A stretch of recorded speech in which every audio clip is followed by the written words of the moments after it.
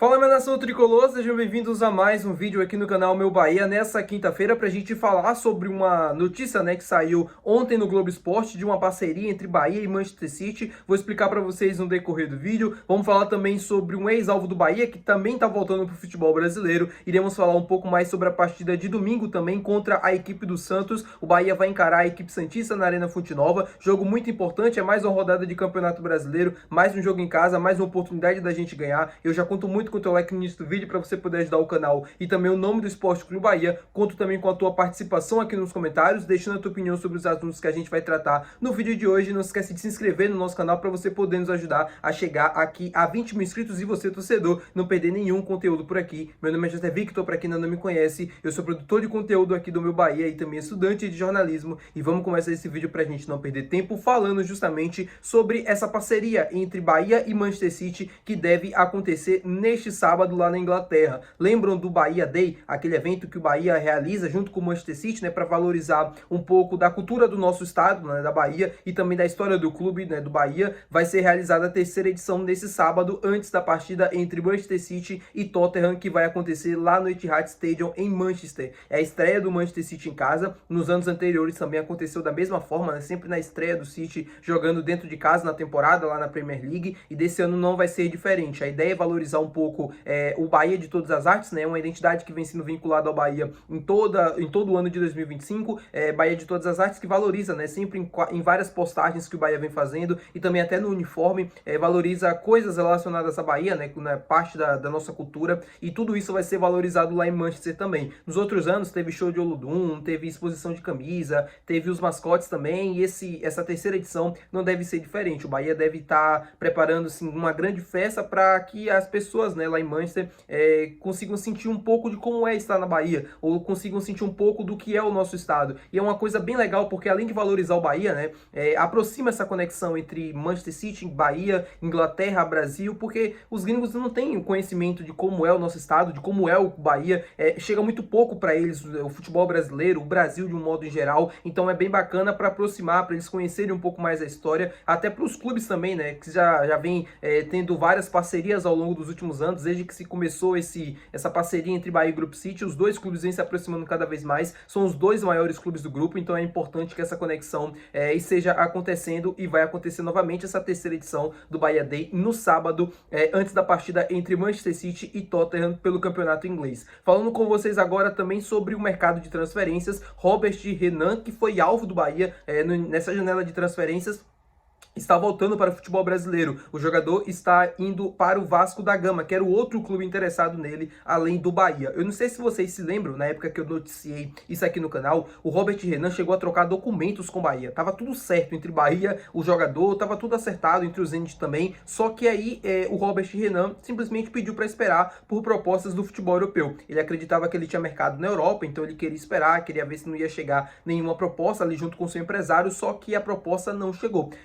Ele acabou não indo para nenhum outro clube europeu. O Wolverhampton na Inglaterra era o clube interessado nele, acabou não chegando proposta. Ele esperou, o Bahia já tinha se movimentado, o Bahia não buscou novamente a contratação do zagueiro, e aí o Vasco da Gama, que era o outro clube interessado, acabou acertando essa contratação. O jogador chega por empréstimo junto à equipe do Zenit, e aí, claro, deve ter algumas metas no contrato, algumas coisas para ativar, para no final desse período ele ser adquirido em definitivo. O Bahia acabou contratando o Luiz Gustavo, que também pertence ao Vasco da Gama, jogador de 19 anos. No meu modo de vista, o Robert Renan era um ótimo zagueiro. É um cara também jovem, um cara que tem muita qualidade e um cara que poderia se encaixar mais nesse time do Bahia já para ser titular de agora. Só que o Luiz Gustavo, é um pouco mais verde nesse sentido, tem apenas 19 anos, ainda tem pouca minutagem na equipe principal. Nesse ano de 2025 ele fez apenas 5 jogos no Campeonato Brasileiro, mas é um jogador, no meu ponto de vista, muito interessante. É um ótimo movimento do Bahia. Paga 5 milhões de euros um jogador que já está começando a se valorizar bastante e que para mim no final do ano já poderia estar valendo cerca de 7 a 8 milhões de euros, tranquilamente, porque ele estava ganhando muita... ele estava sendo bem repercutido lá no Vasco, estava começando a jogar um pouco mais, estava sempre jogando bem na maioria dos jogos que ele participava, então era um cara que estava começando a se valorizar. O Bahia consegue se antecipar a isso, consegue contratar um ótimo zagueiro também, de 19 anos, um cara ainda mais jovem do que o Robert Renan, que tem mais projeção. Como eu penso futebol, eu acho que o Bahia acerta no movimento porque traz um cara de daqui a 2 anos. Isso vai ser importante a longo prazo. Falando com vocês agora também, meu povo, sobre o jogo de domingo, Bahia e Santos se enfrentam na Arena Fonte Nova, jogo muito importante pra gente no Campeonato Brasileiro, Bahia tentando se manter dentro do G4, enquanto o Santos tentando sair daquela parte ali de baixo da tabela, né, perdeu o último jogo para a equipe do Vasco, uma situação muito complicada lá na equipe do Santos, e aí o que a gente pode trazer de informação agora é: o Bahia pode ir com um time misto para esse jogo. Segundo o técnico Rogério Ceni, o time está no limite físico. E de fato tá. O Bahia tem vários jogadores lesionados. O último deles foi o Carlos Alexandre, mas tem o Michel Araújo, tem o Gilberto, tem o Canu, tem o Eric, tem o Fred. Tem vários jogadores que estão no DM e vários jogadores que preocupam. Óbvio que alguns, né, já estão mais próximos de voltar, como por exemplo é o caso do Eric Puga, só que ele ainda não está pronto, não está 100% recuperado. E o Bahia também tem outras carências, né, para poder jogar. Então, o que a gente pode imaginar para esse jogo de domingo? Um time modificado, um time com algumas peças, né, que fiquem no banco de reservas, justamente para que a equipe consiga ter um pouco mais de respiro de um intervalo de um jogo para outro. O Rogério disse que vai avaliar no sábado quem tem condição e quem não tem. Provavelmente o time deve ser mesclado. Por exemplo, Jean Lucas deve estar em campo porque o Ancelotti, treinador da seleção brasileira, ex-treinador do Real Madrid, o treinador mais vitorioso da história do futebol, deve estar na Arena Fonte Nova para acompanhar de perto a partida dele e também do Gabriel Brazão, que é o outro jogador que está envolvido nesse jogo, que está sendo observado pela comissão técnica da seleção brasileira. E aí tem o Luciano Juba também, né, que é um jogador que está sempre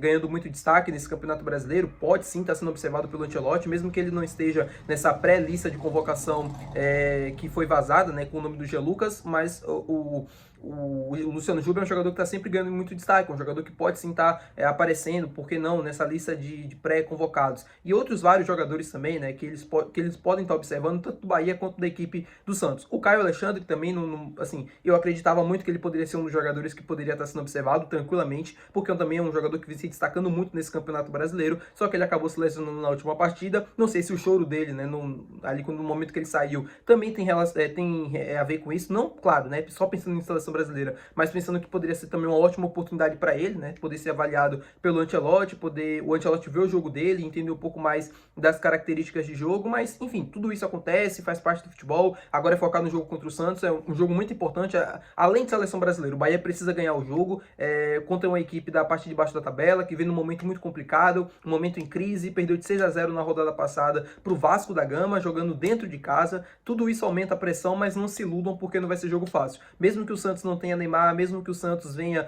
para cá muito abalado após a última derrota, o jogo não vai ser fácil. O Bahia precisa entrar da mesma forma que entrou com o Ceará. Eu acho que o Santos vai competir mais do que jogou contra o Vasco na Arena Fonte Nova, pela questão lógica, né, de dar uma resposta para o torcedor depois desse vexame que foi no Morumbi. E também tem o fato de que o Bahia jogou no meio de semana, o Santos não jogou, então vai ser difícil, o jogo vai ser complicado, mas eu confio no Bahia para trazer mais 3 pontos para Salvador. Espero que vocês tenham gostado do vídeo de hoje. Se você gostou, não se esquece de deixar o teu gostei, que é muito importante. Não se esquece de se inscrever no nosso canal. Até o próximo vídeo. Valeu, tchau!